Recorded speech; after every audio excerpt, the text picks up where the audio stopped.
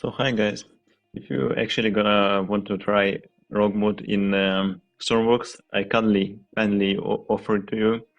Just turn off Megalodons as they are actually too much for rogue mode, and that's what I didn't do for my first time, and I restarted world and turned this off. I a little bit added to the daylight, and that's it for my world.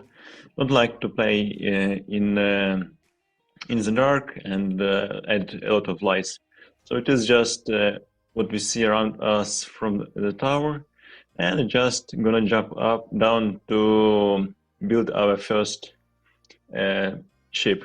So what my thought process was is I actually built a lot of boats before in even start ones, mostly start ones, and the whole build takes me about an hour or somewhat around that, maybe a little bit less.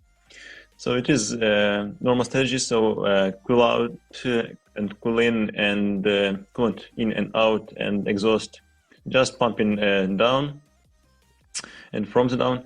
And I started from the building engine as I just limited my height by the engine. You can actually make it even less height if you get the bottom of your engine as the bottom of your hull, but then your ship gonna be bigger. Not that I wanted to use our new blocks like 4x1s, and that's why I choose just to put them on the bottom layer. So now you see I added some hoses that connected with the ropes. It is actually gonna be ropes for our air.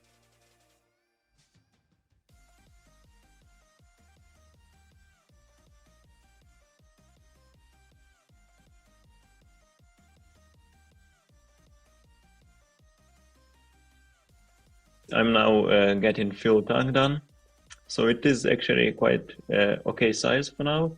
But as you're gonna see a little bit later, I actually overdone it by just don't. I forget to close one hole in it. Hole just at the right of the fuel tank, and it is gonna be a little bit messy. So actually done with our engines and fuel tanks. So I want to design my ship just tiny bit more, and that's what I'm going for. So a little bit barriers and on the sides, just figuring out how I want to do it, and now I designing my seats. So for seats, it is actually gone a lot of time. I thought what I want to do, and you're gonna see in a bit what I uh, what I ended up for. I actually moved it a lot. So my idea was to make a cargo area behind the seats, but it is actually don't work out that much that I was wanted to, and yeah, probably actually tend to not do a ship from first time, and do small adjustments when I need it. So this ship, I actually haven't even thought about building a specific hull or something like shape. I actually done everything from Impro, and if you want to do like a realistic ship or from something like some real ship, you really want to see it and shape it out first and then add everything else. But I go in reverse, so in first I did main things, so engines, like propulsion system and fuel tank, and after that just go after other needs, like some decorative needs, some like seats and place for cargo. So as you're gonna see, I'm now adding my drive seat, and a little bit further, you're gonna see how I'm gonna design it. More likely to be a little bit better looking than it's now, as it is actually not. I wouldn't say that you can see what it's gonna be from this, but actually not that clear. So for the gears, I actually for the first I gone uh, I guessed. So for the first time, as I edited my gears, I gone for 2.5 and just minus one. So I get two gear, one reverse, and one just increasing RPS. And it is actually too much for any probably engine. And I gone for ended up with 9/5 one and 2.13, if I remember correctly. So yeah, right now you see how actually I designed the top of my ship. Don't want to leave it just open. So now you see how I add some places for air intakes, and I'm gonna end up to adding up some lights, and on the top gonna be how do you call it? Searchlights. Yeah. So as I see, also I add two actually clutches. So one clutch is gonna be, gonna see. So bottom one is goes to propellers, and the top one is go to generator. So it is actually helps you if you don't run in no full-time generator. Maybe a tiny bit, but yeah, if you don't want to think about your generator, your charge, so then you're gonna leave it just kind of a full run. But as from experience, I actually don't go for charge, like you don't run out from charge in this from the start, as it is actually a lot of, you can probably, if you clutch down every time then you start your boat, it's gonna be like 10 to 20 startups of your engine, so you don't need to uh, actually generate a lot of electricity. So now I'm doing all of logic and connecting, renaming all of my dials, and I actually forgot some of the things. So I actually have a nice tip for you. So if you want to play this game, like not just for fun, but I actually play it to improve my some imaginative skills, and like not just to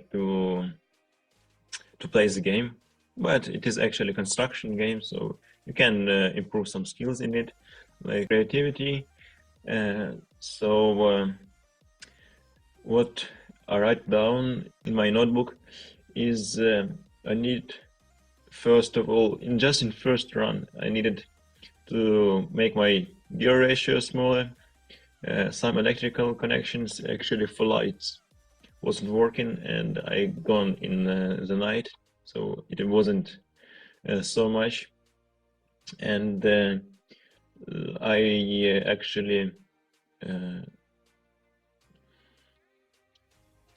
researched uh, linear sensor, linear speed sensor. So I wanted to add it in and close the holes in my fuel tank. So that's what I wanted to do in my just first run.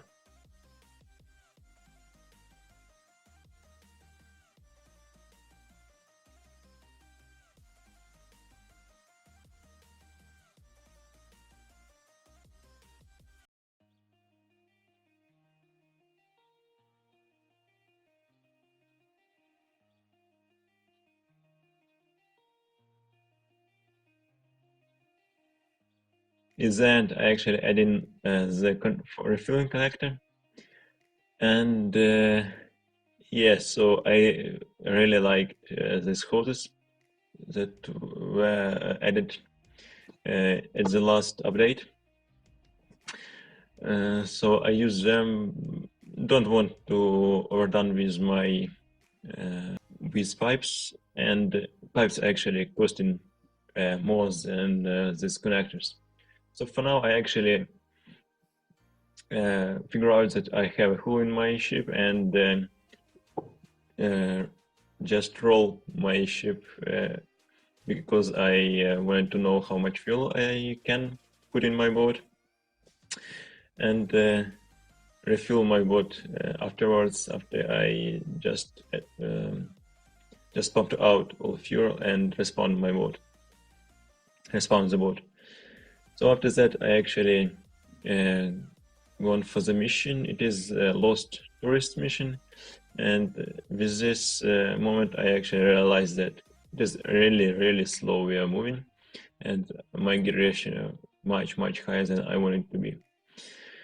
But we actually don't use that much fuel. That was great. That was a plus in all of this. So now I actually go up, and it is gonna be a little bit fail in this mission. I tend to just walk from the stairs. If you don't know, it is actually possible to walk. And just after I jumped on my board, this guy just was eaten by a kraken and put it like 3 kilometers in the side. So I don't know why does that happen. Probably you don't need to jump into your boat, and that's what I tend to do now. So I stop everybody in the pier, and yeah, you see now I gun for them, but he was dead, and wasn't worth of time.